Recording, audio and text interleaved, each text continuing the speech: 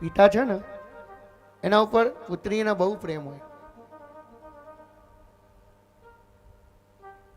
દીકરી છે ને એ તુલસીનો ક્યાં,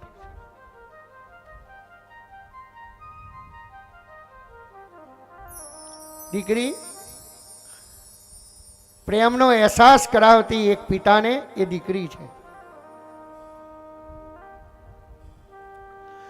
કોઈનો દીકરો એન્જિનિયર હોય, ડોક્ટર હોય ને તો એનો બાપા બધાને કહે, પણ જો એની દીકરી એન્જિનિયર કે ડોક્ટર હોય ને તો 50 જણ એનો પિતા કહે છે કે મારી દીકરી છે ને એન્જિનિયર છે, મારી દીકરી ડોક્ટર છે. પિતાને એક પ્રેમનો અહેસાસ કરાવવા વાળી છે આ દીકરી. એક બ્રાહ્મણ હતો, બહુ સરસ અહીંયા દ્રષ્ટાંત બતાવ્યું છે. એ બ્રાહ્મણ એના લગ્ન થયા અને લગ્ન થયા ને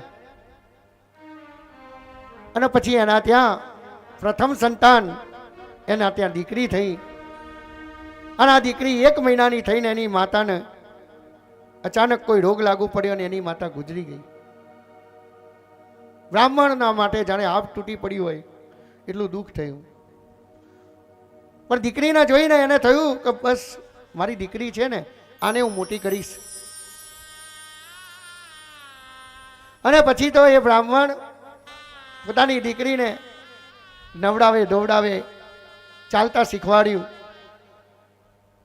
5-6 વર્ષની દીકરી થઈ પછી બ્રાહ્મણે એને રાંધતા શીખવાડ્યું.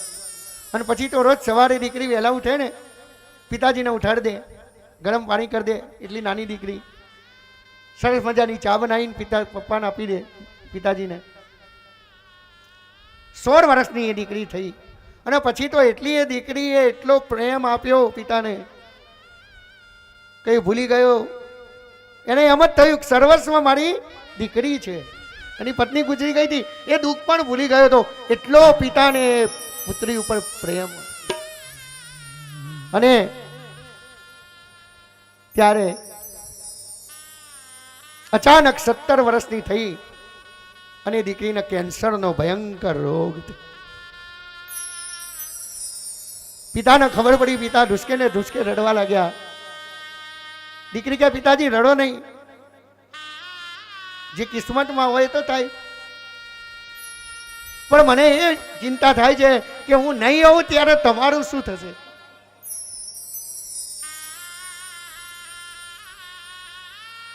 સવારના પરમાં રોજ પિતાને ઉઠાડે, ચા આપે, જમવા આપે.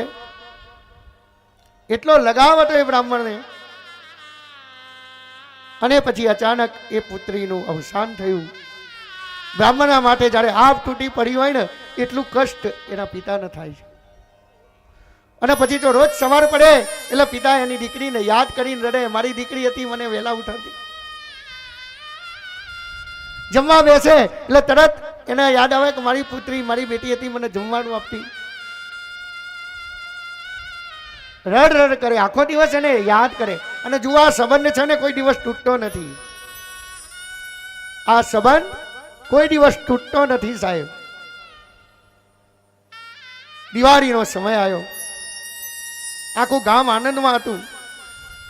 બધા ફટાકડા ફોડતા હતા, રોશની કરી હતી.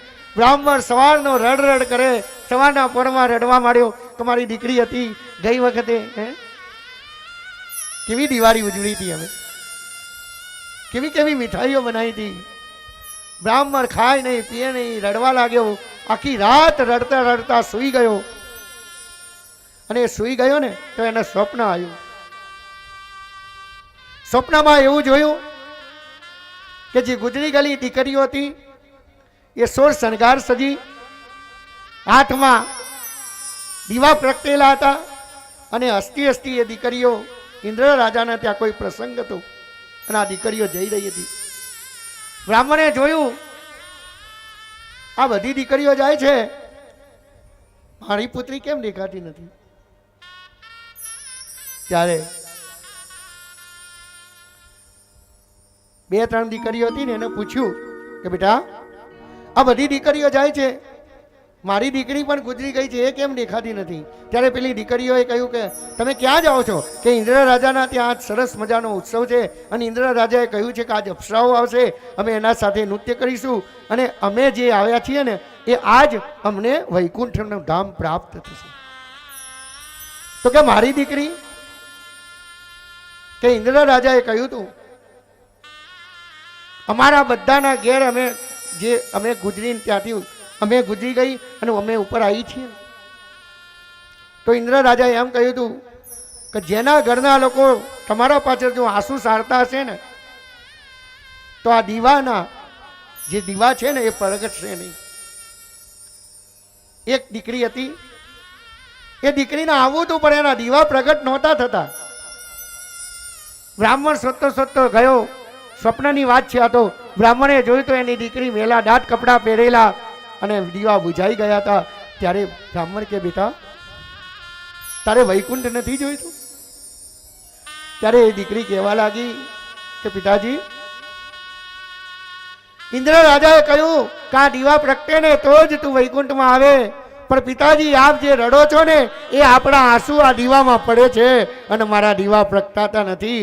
મેં ઇન્દ્ર રાજાને કહ્યું મારે વૈકુંઠ નહીં, મારે તો મારા પિતાનો પ્રેમ જોઈએ.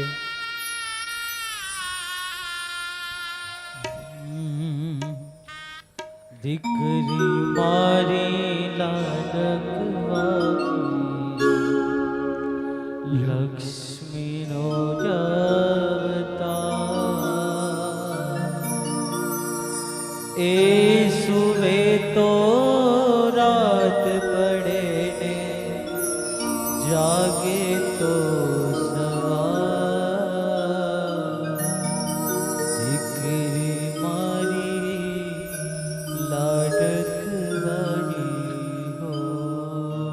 લક્ષ્મીનો અવતાર કે છે, એ સુવે તો રાત પડે ને જાગે તો સવાર. દીકરી તારા વાલનો દરિયો જીવન ભર છલકાય, પામતા જીવન માત પિતાનું ધન્ય બની જાય. દીકરી તારા ભાલેનો દરિયો જીવન ભર છલકાય, પામતા જીવન માત પિતાનું ધન્ય બની જાય. એક જ સ્મિતમાં છલકે તારા હો, એક જ સ્મિતમાં છલકે તારા મોતીડા હજાર. દીકરી મારી લાડકવાઈ હો, તારા વાલનો દરિયો જીવન ભર છલકાય, પામતા જીવન માત પિતાનું ધન્ય બની જાય. દીકરી એટલે વાલનો દરિયો. કોઈ કવિ કહે છે કે ઘણા કે દીકરી તો સાપનો ભારો. ના, દીકરી સાપનો ભારો નહીં, દીકરી તું તો મારો છે તુલસીનો ક્યારો.